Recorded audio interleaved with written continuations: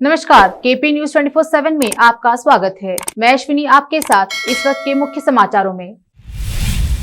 आंध्र प्रदेश में टीडीपी ने आज किया बंद का आह्वान, वाईएसआर कांग्रेस पर लगाया तोड़फोड़ का आरोप। दशकों की आशाओं और अपेक्षाओं का परिणाम है खुशीनगर इंटरनेशनल एयरपोर्ट। प्रधानमंत्री नरेंद्र मोदी ने खुशीनगर एयरपोर्ट का उद्घाटन करने के बाद कही ये बात। पुलिस कस्टडी में पीट कर मार देना कहां का न्याय। आगरा की घटना पर प्रियंका गांधी वाड्रा का यूपी सरकार पर निशाना।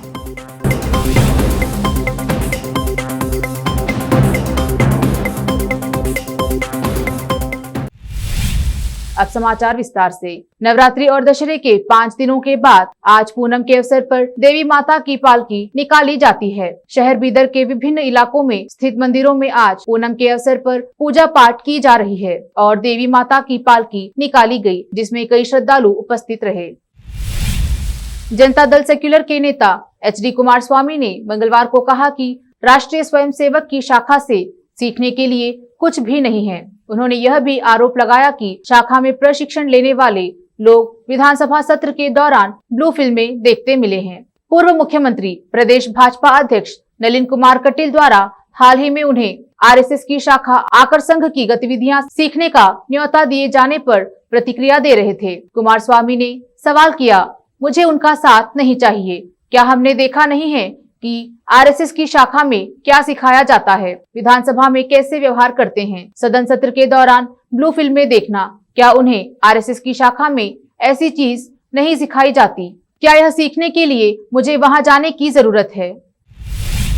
कर्नाटक के कांग्रेस प्रमुख DK शिव कुमार, जिन्होंने कल प्रधानमंत्री नरेंद्र मोदी के बारे में अपनी पार्टी के असभ्य ट्वीट के लिए खेद व्यक्त किया था, अपने समकक्ष यानी कर्नाटक बीजेपी अध्यक्ष के राहुल गांधी पर नशीली दवाओं के उपयोग के आरोप पर पलटवार किया है। शिव कुमार ने बीजेपी को याद दिलाया कि उन्होंने अपनी पार्टी के दुर्भाग्यपूर्ण ट्वीट के लिए माफी मांग ली थी, जो नवसिखिया सोशल मीडिया मैनेजर ने किया था, और सत्ताधारी पार्टी से उसी तरह का बर्ताव करने को कहा है। शिव कुमार ने बुधवार को कहा, कल मैंने कहा था कि मेरा मानना है कि हमें अपने विरोधियों के लिए भी राजनीति में सभ्य और सम्मानजनक होना चाहिए। मुझे उम्मीद है कि भाजपा मुझसे सहमत होगी और राहुल गांधी के खिलाफ अपने प्रदेश अध्यक्ष की अपमानजनक और असंसदीय टिप्पणी के लिए माफी मांगेगी। तेलुगु देशम पार्टी के कार्यालयों पर हुए कथित हमले को राज्य प्रायोजित आतंकवाद बताते हुए पार्टी प्रमुख N चंद्रबाबू नायडू ने हमले की निंदा करते हुए आज राज्यव्यापी बंद का आह्वान किया है। उन्होंने कहा कि राज्य की मौजूदा स्थिति से राज्यपाल बिस्वाभूषण हरिचंदन को अवगत कराया गया है। उन्होंने आरोप लगाया है कि पुलिस और सरकार की मिलीभगत से ही टीडीपी के कार्यालयों में हमला किया गया है। उन्होंने बताया कि इस संबंध में जब उन्होंने डीजीपी गौतम सवांग को फोन किया तो उन्होंने फोन कॉल का जवाब नहीं दिया। Telugu Desam party supremo N Chandrababu Naidu ने कहा कि उनके पार्टी कार्यालयों पर हुए हमले पूरी तरह से संगठित थे।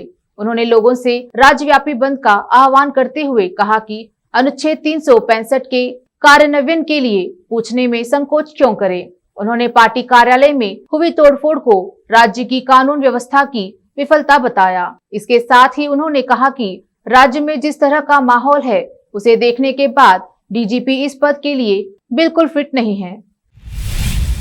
महाराष्ट्र में कांग्रेस के लिए मुसीबत खड़ी करते हुए राज्य में उसके मुख्य प्रवक्ता सचिन सावंत ने कथित तौर पर अपना पद छोड़ दिया है।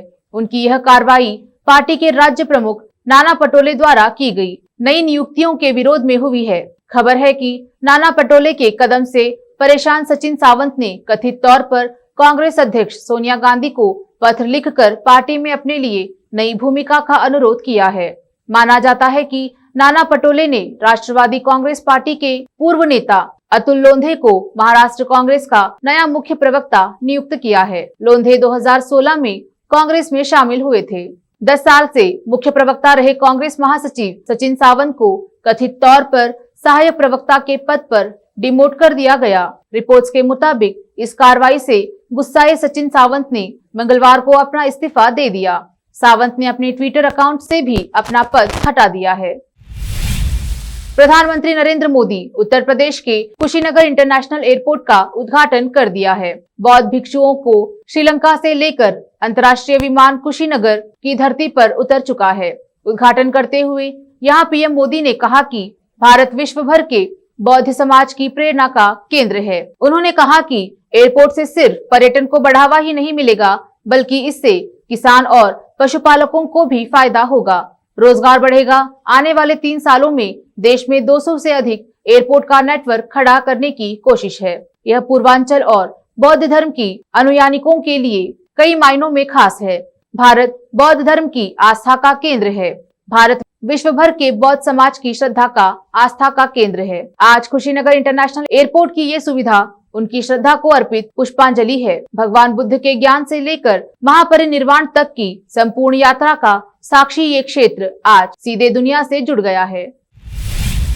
आबादी के लिहाज से देश के सबसे बड़े राज्य उत्तर प्रदेश में अगले वर्ष विधानसभा चुनाव होने हैं। चुनाव की तिथि जैसे जैसे नजदीक आ रही है, सियासी सरगर्मियां बढ़ रही हैं। सारी पार्टियां वोटरों को लुभाने के हर जतन कर रही हैं और एक दूसरे पर निशाना साधने का कोई मौका नहीं छोड़ रही हैं। प्रियंका गांधी वाड्रा की अगुवाई में कांग्रेस पार्टी की राज्य में अपनी खोई जमीन तलाशने के लिए पूरा जोर लगा रही है। प्रियंका ने मंगलवार को ही एक प्रेस कॉन्फ्रेंस में ऐलान किया था कि उनकी पार्टी राज्य में 40% टिकट महिलाओं को देगी। उन्होंने बुधवार को एक ट्वीट करके राज्य में खराब कानून व्यवस्था की स्थिति के लिए योगी आदित्यनाथ सरकार पर निशाना साधा। प्रियंका ने आगरा में पुलिस हिरासत में अरुण वाल्मीकि नाम के सफाई कर्मी की मौत को लेकर यह ट्वीट किया। उन्होंने लिखा, किसी को पुलिस कस्टडी में पीट कर मार देना कहाँ का न्याय है। आगरा पुलिस कस्टडी में अरुण वाल्मीकि की मौत की घटना निंदनीय है। भगवान वाल्मीकि जयंती के दिन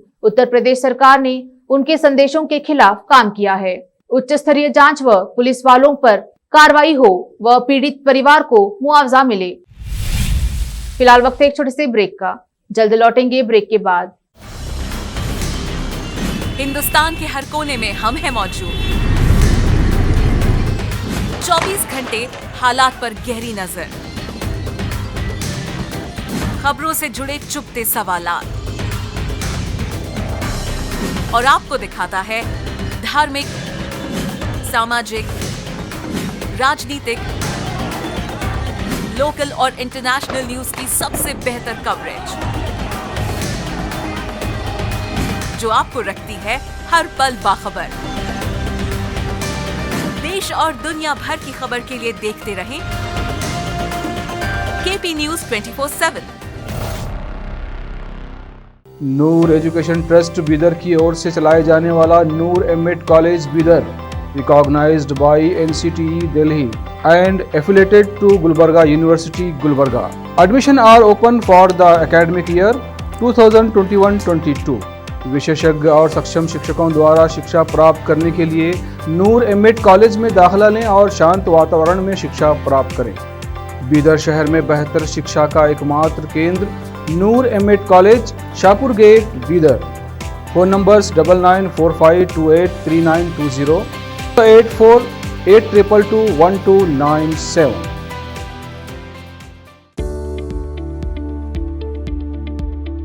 बीदर के पहले Hindi news channel KP news 24/7 के लिए रिपोर्टर, एंकर और अनुभवी न्यूज राइटर की जरूरत है। मीडिया में काम करने का अनुभव रखने वाले लोग हमसे संपर्क कर सकते हैं। अनुभव के आधार पर तनख्वाह दी जाएगी। एंकरिंग के लिए फ्रेशर्स भी संपर्क कर सकते हैं। इच्छुक लोग केपी न्यूज 24/7 के कार्यालय शाहपुर गेट बीदर पर फौरी संपर्क करें या इन फोन नंबर्स पर कांटेक्ट करें 9945283920 और 9380190131।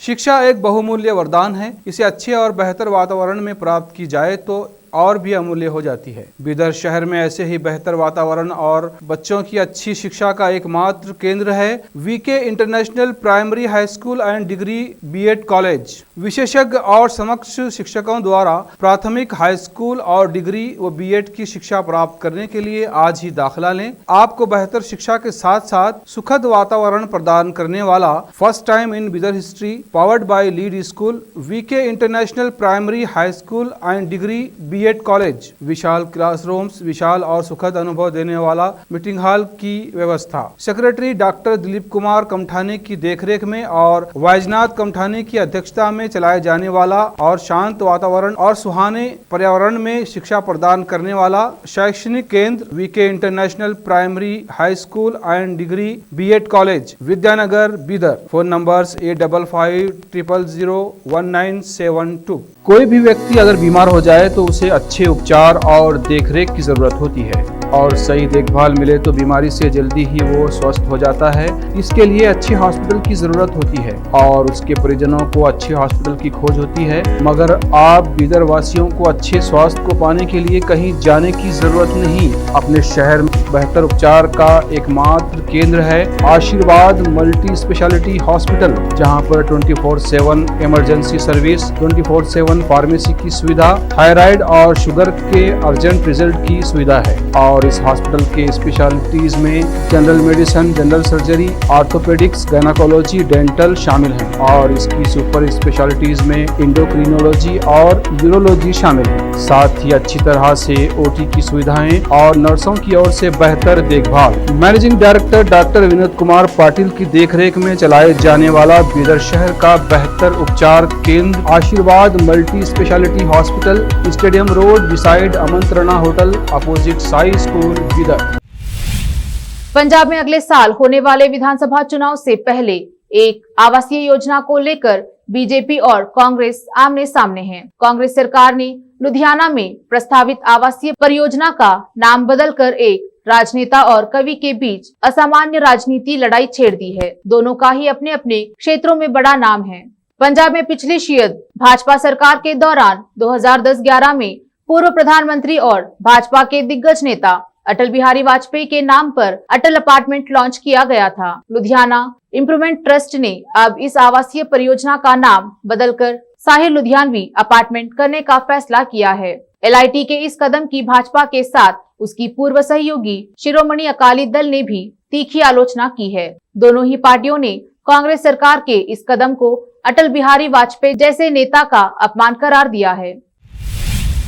दिल्ली के मुख्यमंत्री अरविंद केजरीवाल ने बुधवार को कहा कि बेमौसम बारिश की वजह से फसलों को पहुंची क्षति के लिए दिल्ली सरकार ने प्रभावित किसानों को प्रति हेक्टर 50,000 रुपए की दर से मुआवजा देने का आदेश दिया है। उन्होंने एक संवाददाता सम्मेलन में कहा कि राजस्व अधिकारी बेमौसम बारिश से बर्बाद हुई फसलों का सर्वेक्षण कर रहे हैं और यह काम 2 सप्ताह के भीतर पूरा हो जाएगा। 2 महीने के भीतर ही प्रभावित किसानों को 50,000 रुपए प्रति हेक्टर की दर से मुआवजा राशि दी जाएगी। मुख्यमंत्री ने कहा कि दिल्ली सरकार किसानों की मदद के लिए प्रतिबद्ध है और पूर्व में भी उसने किसानों को 50,000 रुपए प्रति हेक्टर की दर से मुआवजा दिया है, जो कि देश में सबसे ज्यादा है। उत्तराखंड के कुमाऊं क्षेत्र में मूसलाधार बारिश होने से मंगलवार को 42 और लोगों की मौत हो गई तथा कई मकान ढह गए। कई लोग अब भी मलबे में फंसे हुए हैं। इसके साथ ही वर्षा जनित घटनाओं में अब तक मरने वालों की संख्या 47 हो गई है। अधिकारियों ने बताया कि खराब मौसम के बीच कई घंटे संघर्ष के बाद आज शाम नैनीताल से संपर्क बहाल कर दिया गया। कुमाऊं क्षेत्र में 42 और लोगों की मौत के साथ ही आपदा के कारण मरने वालों की संख्या 47 हो गई है, क्योंकि 5 लोगों की मौत सोमवार को हुई थी। डीआईजी नीलेश आनंद भारने ने पीटीआई भाषा को बताया, कुमाऊं क्षेत्र में मरने वालों की संख्या 40 से अधिक हो गई है। अधिकारी ने बताया कि इन 42 मौतों में से 28 लोग नैनीताल जिले में मारे गए। 6 लोगों की मौत अल्मोड़ा एवं चंपावत जिलों में, एक व्यक्ति की मौत पिथौरागढ़ और उधम सिंह नगर जिले में हुई है।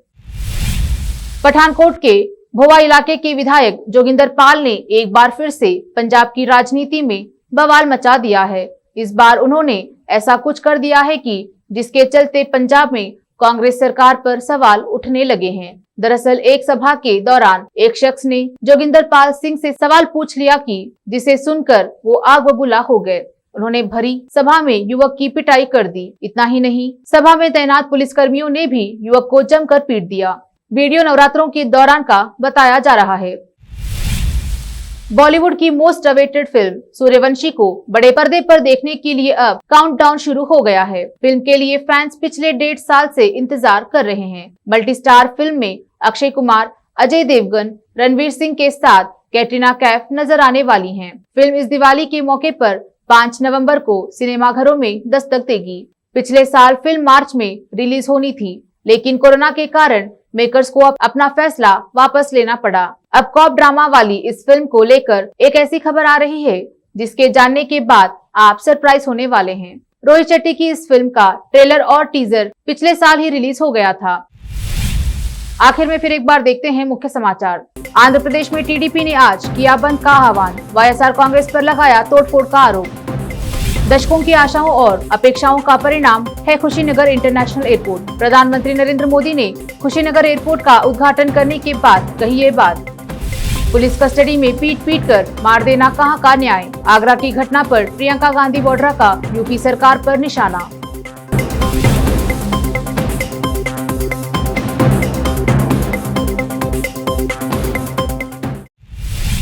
केपी न्यूज में फिलहाल इतना ही। देश प्रदेश के समाचारों के लिए देखते रहिए केपी न्यूज 24/7। धन्यवाद।